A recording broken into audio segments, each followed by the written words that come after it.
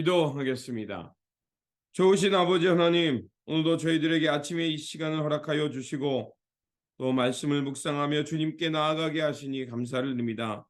오늘도 주님 앞에 말씀 붙들고 섰사오니 오늘도 하나님께서 원하시는 그 삶을 살아내는 그 믿음의 사람들 될 수 있도록 도와주시옵소서. 무엇보다도 오늘도 우리에게 주신 말씀 붙들고 이 세상을 이기며 하나님께서 원하시는 그 거룩한 나라, 하나님 나라를 살아내는 그 알곡과 같은 그런 하나님의 백성 되게 하여 주옵소서.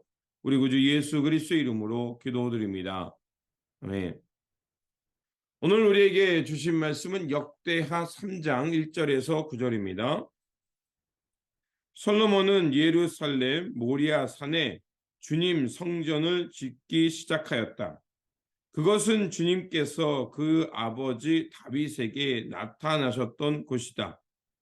본래는 여부스 사람 오르난의 타작마당으로 쓰던 곳인데 다윗이 그곳을 성전토로 잡아 놓았다. 성전을 짓기 시작한 때는 솔로몬이 왕위에 오른 지 4년째 되는 해 둘째 달 초 이틀이었다. 솔로몬이 짓는 하나님의 성전의 규모는 다음과 같다.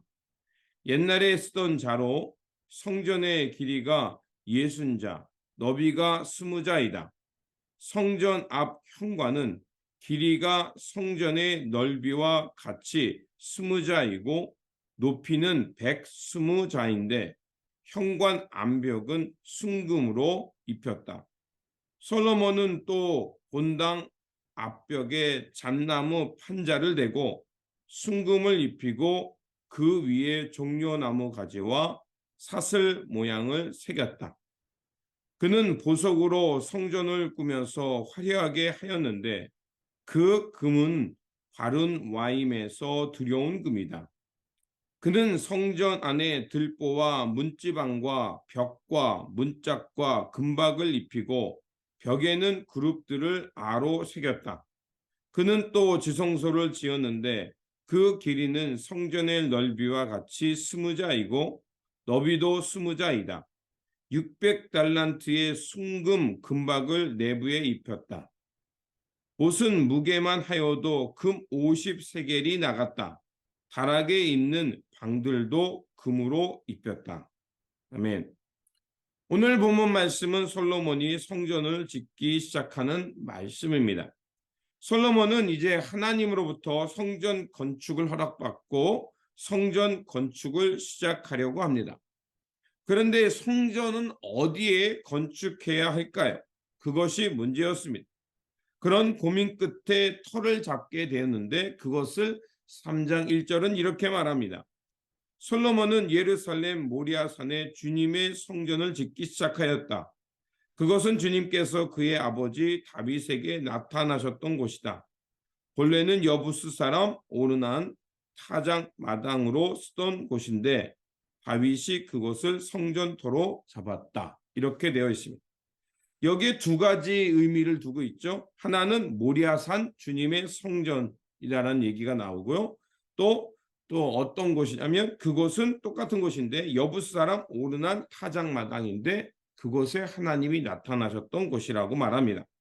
그러면 모리아산이라고 되어 있는데 그 모리아산은 무엇을 의미할까요? 창세기 22장에 보면 그 아브라함을 하나님께서 시험하셔서 너의 사랑하는 아들 이삭을 하나님께 바치다라고 얘기한 데가 있습니다. 바로 그 바치라고 한 산이 어디냐면 모리아 산이었습니다. 당시 아브라함은 부엘세바에 살고 있는데 사흘길을 가서 그 모리아 산에 올라갔습니다. 이 사흘길을 갔다는 게 중요하고 또 그곳에 이제 그 이삭을 하나님께 번제로 드리려고 간 곳이 모리아 산이라는 거죠. 자, 이것은 어떤 것을 말하겠습니까? 바로 그 이삭은요, 하나님께서 너로 하여금 너의 씨를 통해서 하나님의 민족을 만들겠다는 언약의 성취의 상징이었습니다. 그리고 100세에 얻었다는 것을 뭘 말하겠습니까? 살아도 이미 태가 끊어진 상황이었는데 하나님의 말씀, 이룰 수가 없었던 것 같았던 역사가 하나님의 말씀에 의해서 성취되었음을 말하는 거였죠. 그런데 하나님은 그 아들을 번제로 바치라는 거였습니다. 하나님은 인신 제사를 받지 아니함에도 불구하고 이런 엄청난 도전을 받았다는 겁니다. 그럼에도 불구하고 아브라함은 믿음으로 그 일에 순종을 했죠. 그럴 때 하나님께서 어떻게 하셨습니까?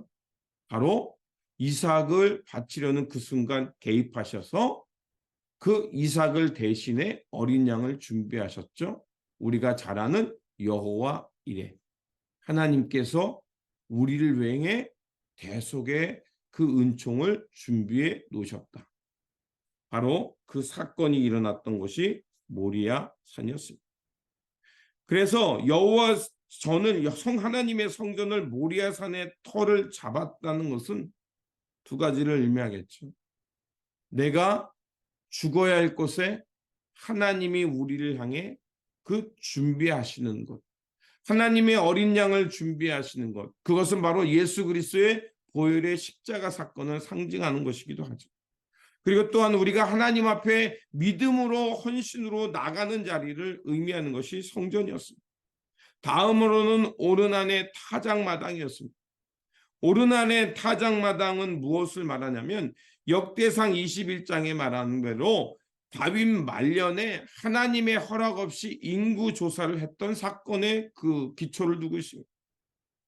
그곳은 그 오르난의 타작마당은 바로 하나님을 의지하기보다는 다윗 말년에 하나님에 의지하던 마음, 믿음이 왜곡되어서 무엇을 의지하냐? 자신의 성공과 자신이 이룬 업적 그 군대를 의지하게 되었습니다.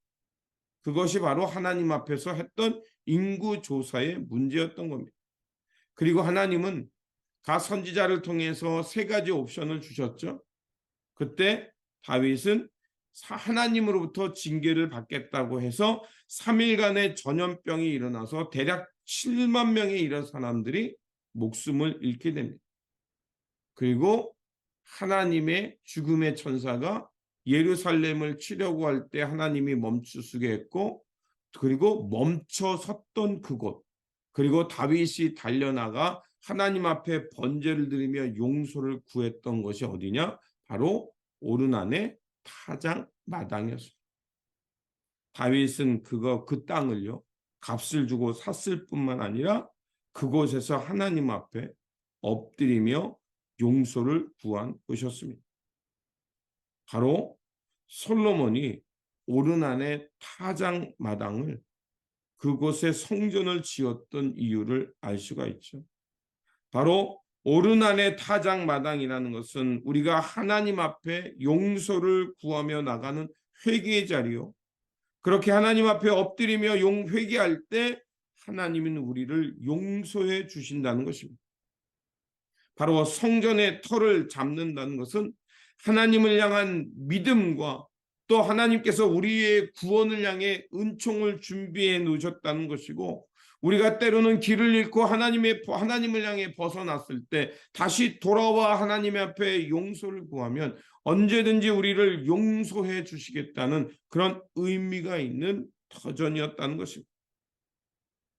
바로 성전이라는 것은 우리가 하나님을 향해 나아갈 때 하나님이 우리를 책임져 주실 뿐만 아니라 다시 한번 하나님께서 우리와 용서와 그 회복의 은총을 내려 주신다는 겁니다.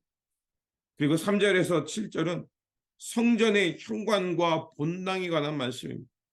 그 내부를 솔로몬은 화려하고 아름답게 꾸몄다고 말하고 있습니다. 무엇을 말할까요? 바로 이 성전에 들어가는 현관과 문, 벽, 기둥은 바로 하나님이 계시는 그 천국을 연상케 합니다. 그리고 8절에서 14절은 지성소를 얘기하고 있거든요. 지성소는 그 특징이 무엇입니까? 바로 하나님의 임재가 있는 상징, 그리고 하나님이 우리를 만나 주시는 곳이라는 겁니다. 바로 우리가 주님 앞에 나아가 주일마다 예배 드릴 때 그 예배는 무엇을 의미하냐? 바로 하나님의 은혜를 경험하는 것이요, 우리가 회개하고 하나님 앞에 돌아가면 언제든지 우리에게 사랑과 긍휼을 베풀어 주시는 것일 뿐만 아니라 우리로 하여금 하나님을 만나서 새롭게 회복되어 하나님의 나라와 하나님의 영광을 향해 살아갈 수 있도록 다시 창조되는 것, 다시 지음받는 것임을 우리에게 말해주고 있는 겁니다. 그리고 15절에 17절은 성전 앞에 두 기둥에 대한 얘기인데 야긴과 보아스라고 되어 있다. 그 기둥의 이름을 지명하고 있습니다. 그것은 무엇을 말할까요? 야기스라는 것은 저가 세우리라라는 뜻이고, 보아스라는 뜻은 그에게 능력이 있다라는 뜻입니다. 이것을 종합해 보면 뭐겠습니까? 하나님이 세우시고 하나님의 능력이 이끌어 간다는 거예요.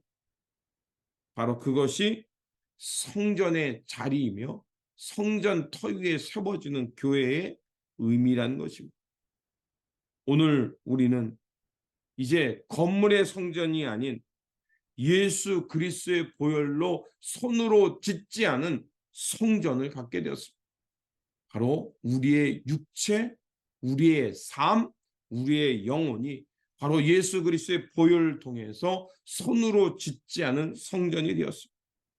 그리고 우리의 그 성전 가운데, 이 몸매의 성전 가운데 성령이 함께 하시면서 오늘 우리를 이끌고 있습니다.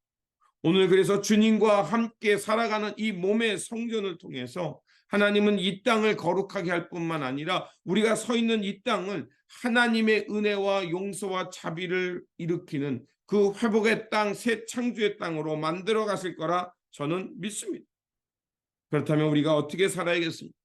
다시 한번 하나님의 말씀과 성령 안에서 하나님의 아름다운 성전으로 우리가 변화될 뿐만 아니라 우리가 이렇게 주님 안에서 새로운 성전이 되어서 우리의 삶을 통해 하나님의 하나님됨을 들어갈 뿐만 아니라 우리가 손과 발, 두 발로 서 있는 이곳에 다시 한번 하나님의 구원과 자비가 이루어지는 그 땅이 되고 삶의 터전이 되어야 할 것입니다. 이렇게 하나님의 영광과 하나님의 구원의 은총이 드러나는 살아있는 성전, 삶으로 드러나는 성전, 이런 성전을 이루며 살아가시길 주님의 이름으로 축원드립니다. 기도하겠습니다. 이 역사 속에 함께 하시며 하나님의 영광을 드러내 주시는 하나님, 하나님께서는 이렇게 우리로 거룩한 성전 삼아 주셨고 우리의 삶을 통해 하나님의 구원과 자비와 용서와 사랑의 은총을 경험하게 하셨습니다. 이제 예수 그리스도를 통해서 손으로 짓지 않은 성전이 되었사오니 이제 우리가 두 발로 서 있는 이 땅을 하나님의 영광과 하나님의 거룩함과 하나님의 나라를 드러내는 이정표가 되는 성전이 되게 하여 주옵소서. 그래서 우리의 삶을 통해 하나님의 하나님됨을 드러낼 뿐만 아니라 우리가 살아내는 그 삶의 자리를 통해서 하나님의 영광이 드러나고 하나님께서 친히 이끌어가는 역사가 드러나게 하여 주시고 하나님의 놀라운 자비와 구원의 은총이 드러나는 우리의 삶의 자리가 되게 하여 주옵소서. 오늘도 다시 한번 우리에게 귀한 일상 주셨사오니 오늘 이 일상 속에서 주신 말씀 붙들고 믿음으로 승리하며 하나님 앞에 살아있는 성전으로 살아가는 주님의 거룩한 백성들 되게 하여 주옵소서. 우리 구주 예수 그리스도의 이름으로 기도드립니다. 아멘.